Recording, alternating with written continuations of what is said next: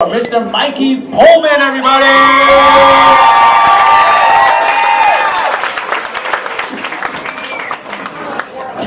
Hey, everybody! They asked me to talk a little bit about my involvement in the process, and that's a fun story. And I have a couple minutes to talk about it. My journey in this comedy scene started in a very dark moment, and I finally found something in my life in my mid-30s where I feel accepted. This is the only scene in my life that has ever accepted me for who I am, where people have come out and they have talked to me and they've helped me through, where a man who was a broken drunk was the first person to ever tell me that I was funny. There are two women that are involved in the comedy scene that got this thing done, Jen Adams and Sarah Shamlin Foster.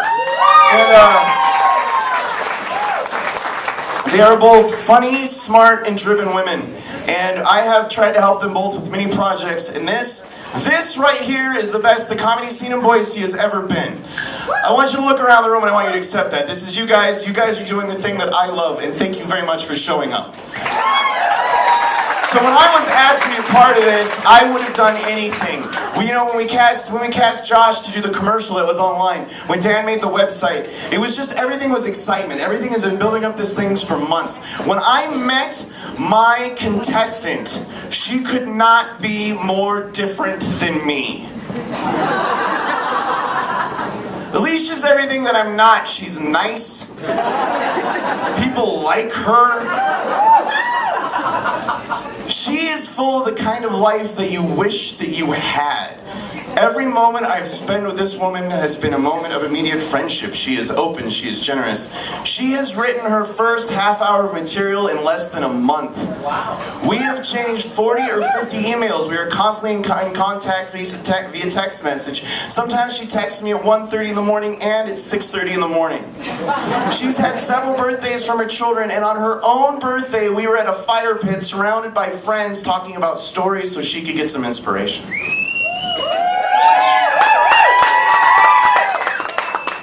In this game, more than any other, we lose more people to not trying, to giving up on dreams, to not having enough fire left in your belly.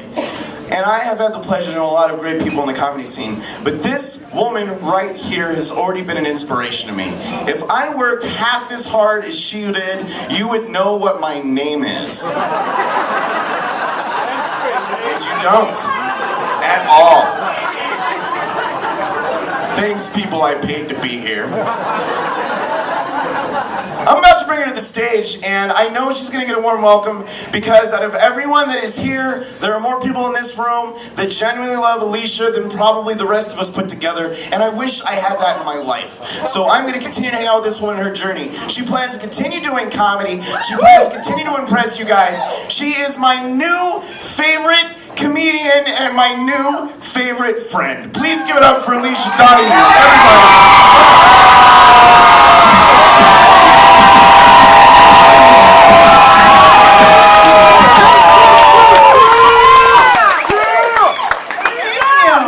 Thank you. Thanks for coming out tonight. I know that you have some choices this evening for your entertainment dollar. Vanilla Ice is in town tonight. Sit back down. You're already here. Vanilla Ice is in town, so I guess that makes two of us who will light up the stage and wax a chump like a candle. I don't remember what I had for breakfast this morning, but I still know every word to Ice Ice Baby. I checked out his Twitter feed before I came up here tonight to see what he's been up to. Spoiler alert, nothing. But he did recommend the movie Grown Ups 2, so I guess he's been keeping pretty busy. I have 4 children, 4 boys, and between my husband, myself, and our 4 children, the 6 of us, we had 3 birthdays this week. And I'm going to be honest, I phoned every one of them in. Don't judge me, I've had stuff to do. I tell you what though, it's a hard time to be a mom, and I'll tell you why. One word, fucking Pinterest. Do you know about Pinterest? For those of you who don't know what Pinterest is, I'll tell you. It's a website specifically designed for women to make other women feel bad about themselves. I cannot log on to my computer without seeing, oh, here's a picture of my locally sourced organic handmade bento that I have crafted into a scene from the Lord of the Rings trilogy, which we are reading aloud as a family every evening because we have upsourced our TV into a backyard chicken coop.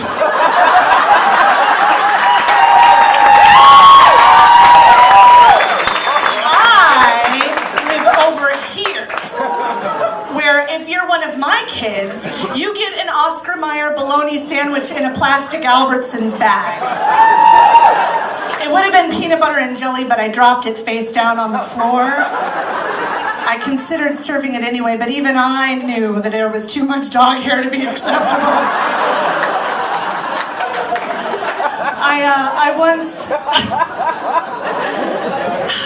I once shoved my child's feet into a pair of shoes for a week before I realized that there were socks crammed in the toes. I watched in horror as my 2-year-old pulled a goldfish cracker from between his butt cheeks and ate it. I'm not all bad though, because any one of my children can pull off a totally legit "that's what she said" joke. So I'm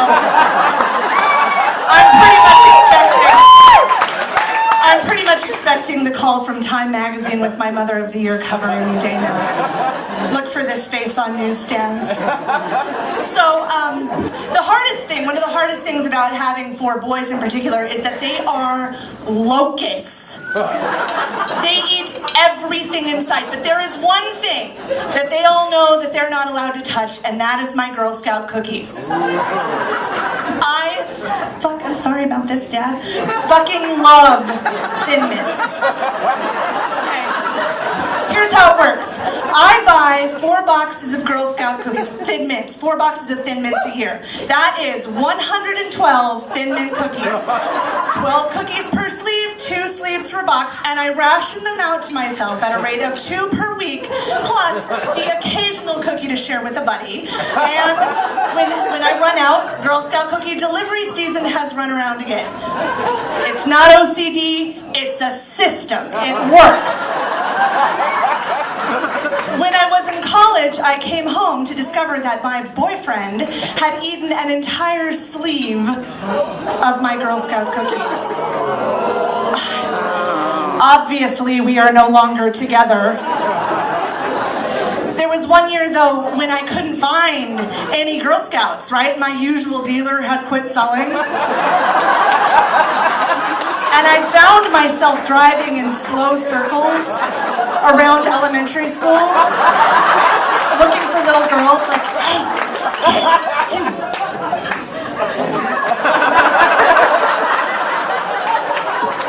You go on a cookie bender though, you know, and you gotta work out, right?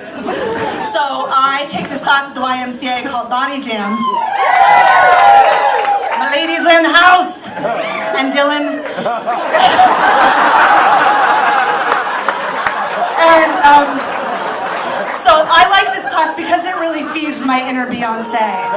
Now here's the thing, do you ever have those days where you get up and you get dressed and you look at yourself in the mirror and you're like, damn girl, you are looking good. No? Me neither. Sometimes though, sometimes I do. And on those days, that's when I'm rocking the inner Beyonce. But here's the thing, most days I really feel like I'm letting her down. Like when I go to my Body Jam class and I punch myself or my neighbor in the face, you know, or I get to an important job interview and I'm realizing that I'm wearing 2 different shoes or forgot to brush my hair. And I know that she's like just shaking her head and saying, oh girl, that is not very fierce. But the other day, I was watching the news, Entertainment Tonight, and I saw a story that our girl Bay had gotten her weave caught in a fan while she was performing. It happened, it's true. You can't make this up. And, well, you could, but I didn't. And I gotta tell you, I'm not gonna lie, I laughed. I felt really good about myself. But I called up my queen bee and I said, hey girl, I know how you feel. Let's get a Pepsi. We'll make fun of the Kardashians. I'll share my Thin Mints with you, but only one. So, I've been married a long time. I've been married about 15 years. And thank you, thanks. And my husband is a really sweet guy, but here's the thing, he's kind of emotional when it comes particularly to TV and movies. But the thing of it is, he doesn't cry at the normal stuff. Like he does, you know, like Beaches or The Notebook or whatever, but the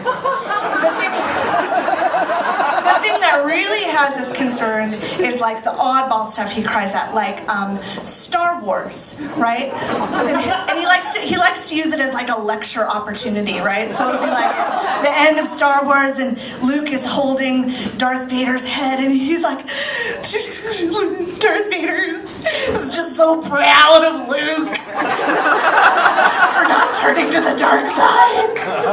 He's such a proud dad. Or the Mars landing was another good one. He woke us all up in the middle of the night to get up and watch the Mars landing, and we're like, yeah, it's a robot in the desert. He's like, it's not a robot in the desert. It's the triumph of the human spirit. But my favorite one was, we were watching Harry and the Hendersons. And it's the part when I gotta admit, John Lithgow's in the woods and he's throwing the fillet of fish out and he's, you know, we never loved you anyway, Harry, get out of here. Nobody likes you, and Ryan's just It's gotten to the point now where when we're watching a movie, we're not even really watching the movie. We're looking over at him to see if he's crying, like, King Kong. He's not bad, he's just misunderstood. You guys, thank you ever so much. I'm Alisha Donahue.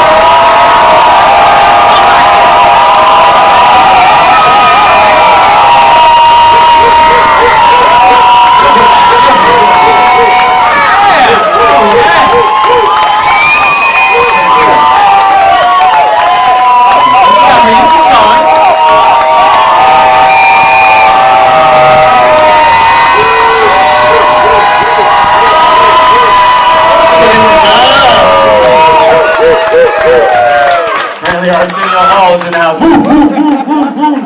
It's been a long time. All right, Alisha. So, I'd like you to say how much you've appreciated all these people coming out and how your experience through this competition.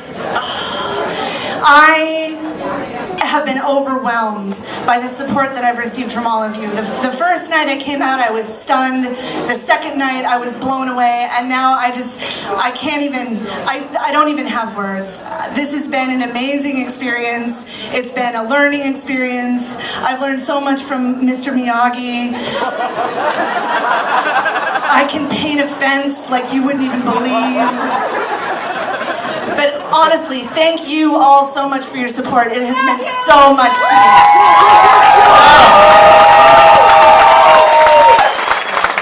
Mikey, what was your biggest tool that you used to help mentor her through this process? I'm a giant nerd.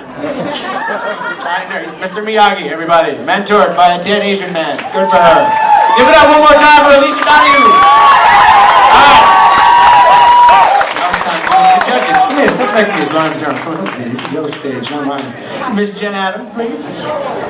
Okay, first of all, I love a good Vanilla Ice quote as much as everybody else, so word to your mother. Also, sorry about making you feel bad with my Pinterest post, but the TV does make a good chicken coop. You are very relatable, which is fantastic. And you have great energy on stage. You are clearly full of joy, which is really nice. I mean, you look like you're having a great time, and when people were laughing, it was clear by the look on your face that was really it made you feel really good, and that's awesome. I remember when that used to do that for me too. So enjoy that, because eventually you'll just become calculating. You're bubbly and you're fun, and and I love that you did some callbacks. Mikey is a great writer. I've worked with him a bunch, so I'm sure he probably introduced you to the concept of the callback, and you did a great job with it. So that's what I have to say. Thank you. Dave Tribble, Dave Tribble.